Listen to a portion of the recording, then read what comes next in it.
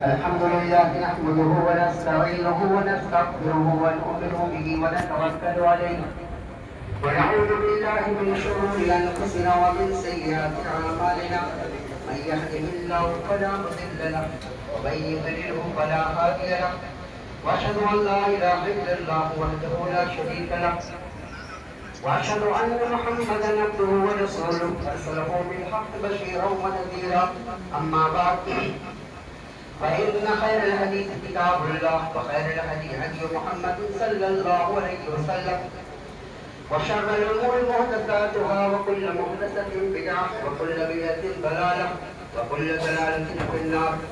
أعوذ بالله من الشيطان الرجيم. بسم الله الرحمن الرحيم. وسارعوا إلى مغفرة من ربكم وجنة عرضها السماوات والأرض وعدة للمتقين.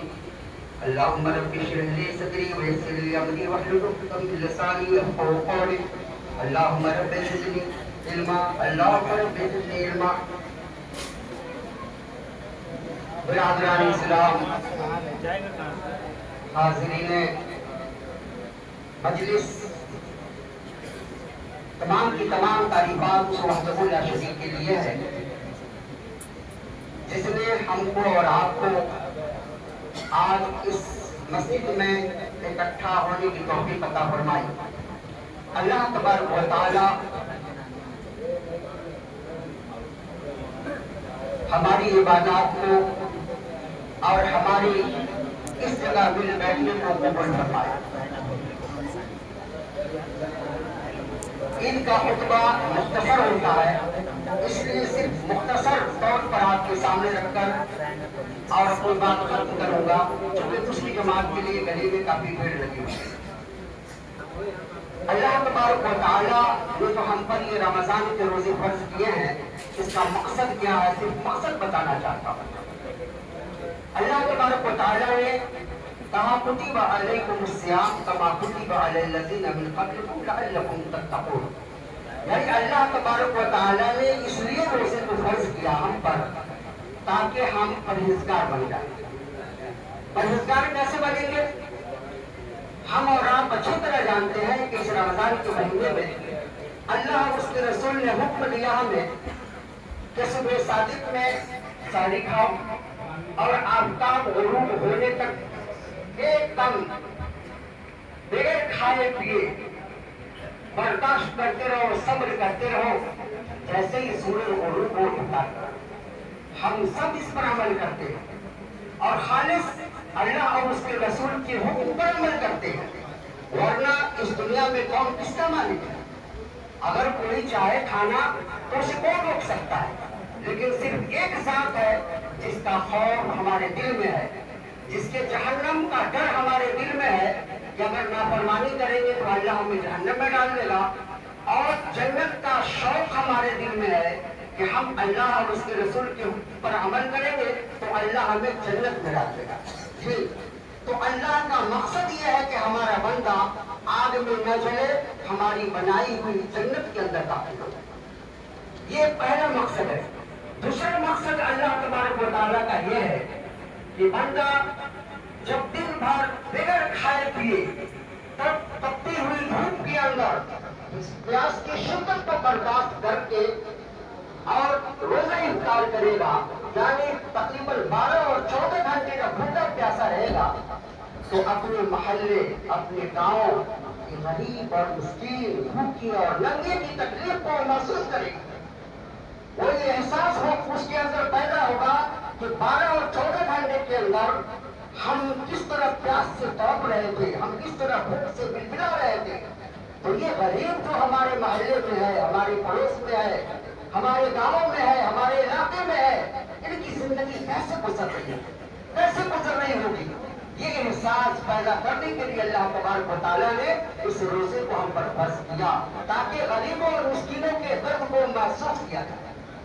اور تیسری چیز یہ ہے کہ اسلام کی دفاع کے لیے، اسلام کے کلمے کو بلند کرنے کے لیے اگر دشمنوں سے ہمارا مقابلہ ہو جائے، جنگ ہو جائے، تو فوج بن کر جب ہم میدان جنگ میں جائیں اور ہم دشمن کے ناکے میں آ جائیں نہ کھانا ملے نہ پانی ملے، تو یہی چیز جو ہم اس 20 دن کے اندر پریکٹس کیے ہوتے ہیں اس دن کام آئے گا میدان جنگ میں، کہ ہمیں بھوک اور پیاس کی شدت محسوس ہوگی، پھر بھی ہم 12 اور 24 گھنٹے تک 30 گھنٹے تک برداشت کر سکتے ہیں، اور یہ رمضان کی طے ہوگی۔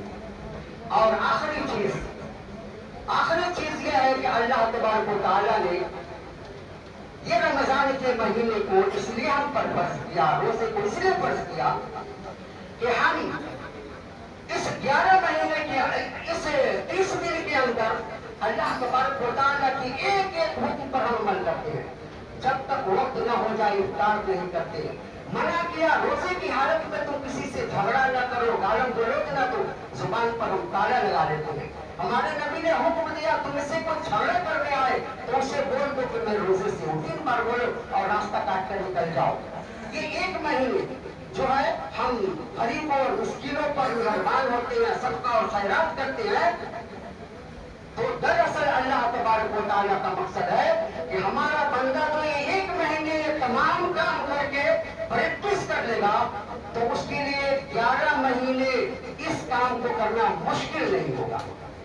ظاہر بات ہے کسی کام کو کرنے کے لیے پریکٹس کم دن کرنا پڑتا ہے، اور جب وہ سروس میں جاتا ہے اسے لمبی عمر تک اس سروس کو اسے بحال کرنا ہوتا ہے، اس میں کام کرنا ہوتا ہے۔ تو اللہ تبارک و تعالیٰ کا مقصد بھی یہی ہے کہ ایک مہینے میں اپنے بندے کو کھود کھاد کر اچھی طرح سے اسے مضبوط کر دے، اس کے دل کو مضبوط کر دے، اس کے ایمان کو مضبوط کر دے، تاکہ 11 مہینے نہ اسے شیطان بہکا سکے، نہ شیطان اسے پھسلا سکے، نہ دشمن اسے زیر کر سکے، اور نہ وہ ہمت ہار سکے۔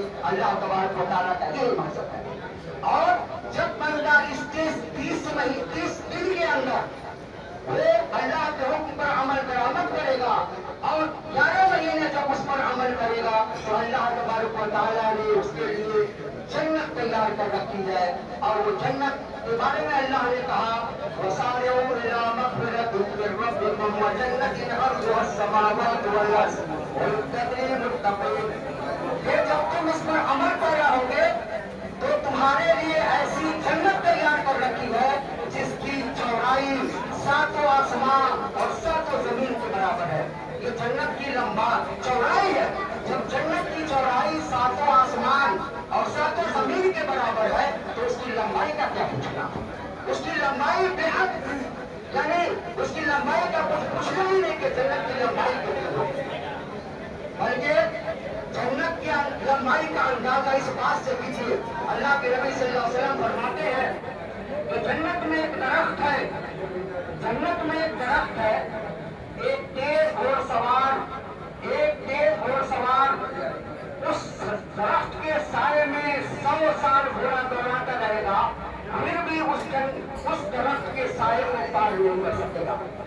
اللہ یہ اندازہ کیجیے کہ جنت کی لمبائی چوڑائی کتنی ہے۔ تو اس جنت میں لے جانے کے لیے اللہ تبارک و تعالیٰ نے اس 30 دن کو مقرر کیا ہے۔ تو اللہ تبارک و تعالیٰ سے دعا ہے کہ اللہ تبارک و تعالیٰ ہم تمام لوگوں کے اس ٹوٹے پھوٹے اعمال کو قبول فرمائے، اور اللہ تبارک و تعالیٰ ہمیں بھی جنت کا مقیم بنائے۔ اس